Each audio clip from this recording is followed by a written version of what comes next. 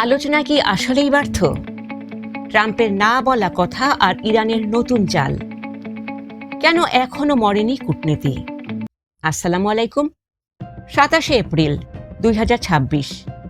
সারা বিশ্ব যখন ভাবছে ইরান আর আমেরিকার মধ্যে শান্তির সব পথ বন্ধ হয়ে গেছে, ঠিক তখনই আল জাজিরা এক চাঞ্চল্যকর বিশ্লেষণ সামনে এনেছে। প্রশ্ন উঠেছে, কূটনীতি কি সত্যিই মৃত? ট্রাম্প তার প্রতিনিধিদের পাকিস্তান সফর কেন বাতিল করলেন? আর আরাকচি বা কেন পাকিস্তান থেকে সরাসরি মস্কো চলে গেলেন? আজ আমরা খবরের ওপরের অংশ নয়, বরং ভেতরের গভীর সত্যটি খুঁজে দেখব।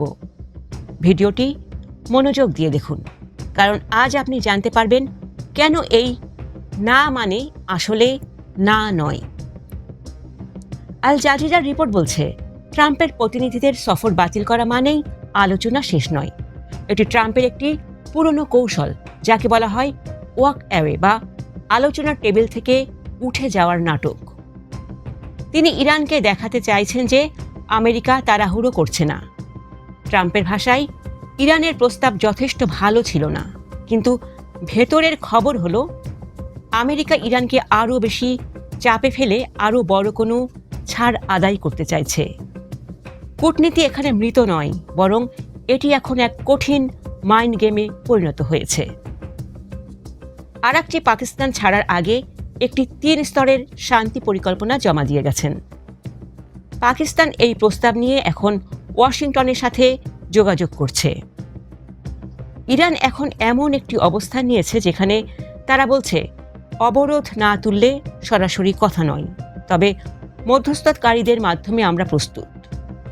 আল জাজিরা বিশ্লেষণ করছে যে ইরান এখন রাশিয়ার সমর্থন পাওয়ার চেষ্টা করছে, যাতে তারা আলোচনার টেবিলে আরও শক্তিশালী হতে পারে।